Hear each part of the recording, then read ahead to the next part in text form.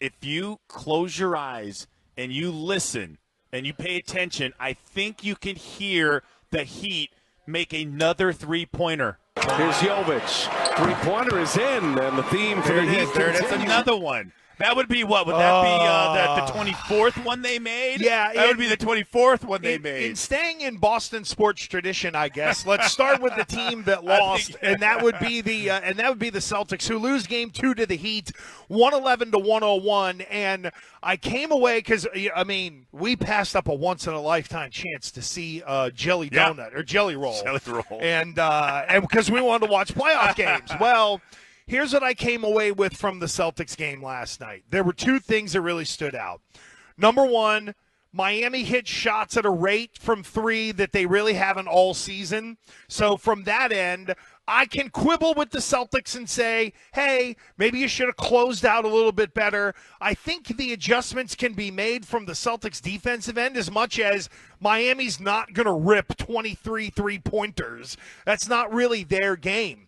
But conversely, the Celtics got away from their game.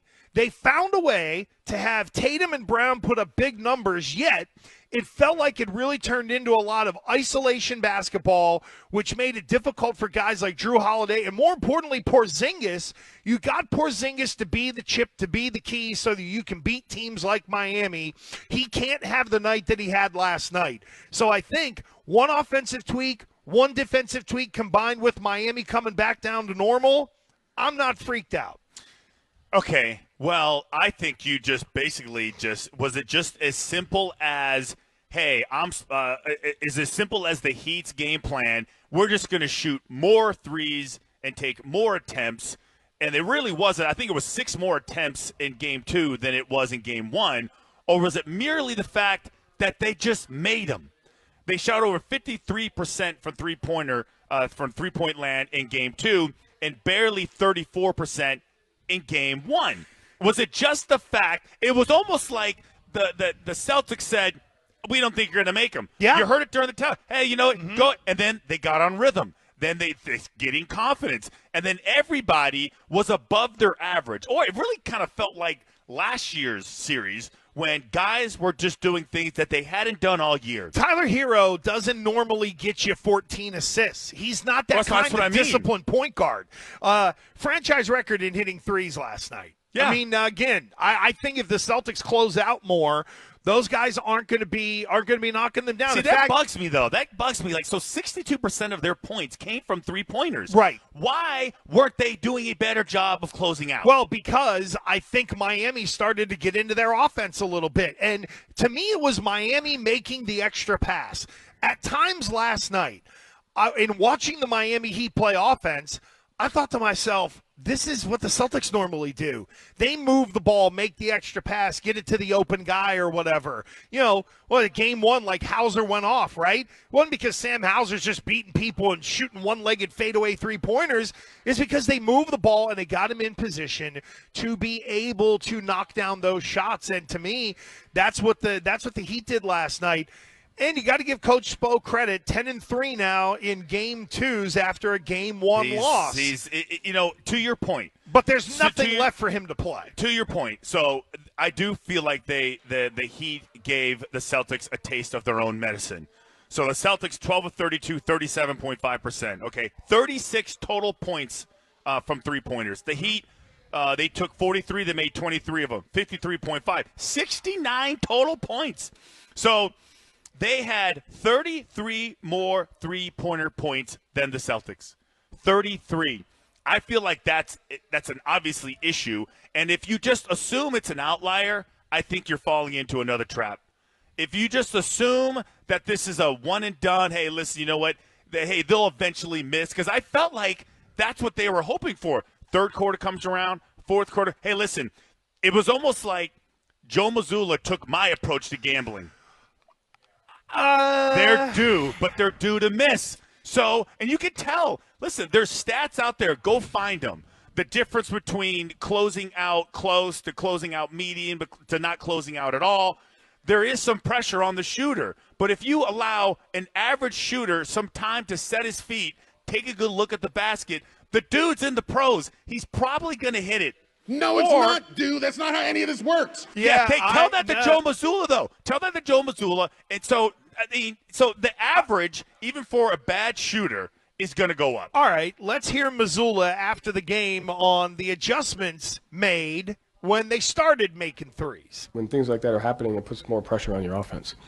Your offense has to be more efficient. Your offense has to be more effective. And you have to look at the other side of the adjustment. And so the hero out of bio pick and roll is dangerous in itself. And you start going to switching, or you start, inching out to those guys and not having shifts. And then you're making that a 2-on-2 game with their two best players. And so the first adjustment was to try to become more efficient on the offensive end.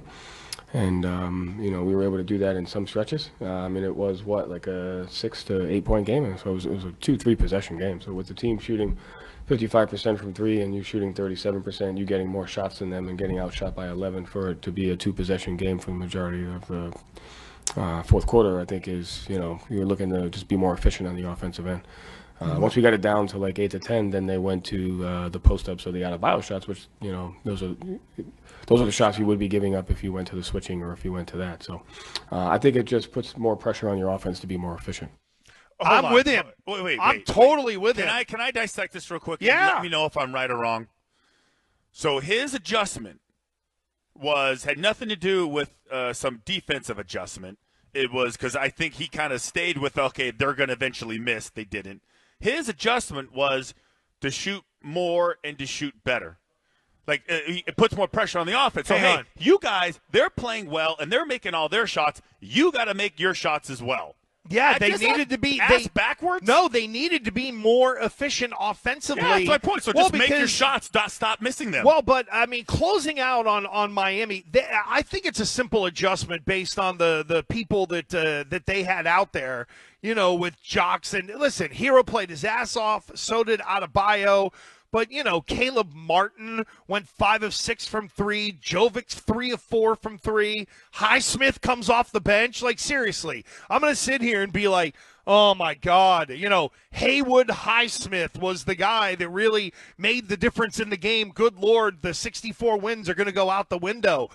I think what Joe Mazzulla said is exactly right, because there were like 4 buckets offensively that banged out. I think Drew Holiday had 2 of them, and I think Porzingis had 2.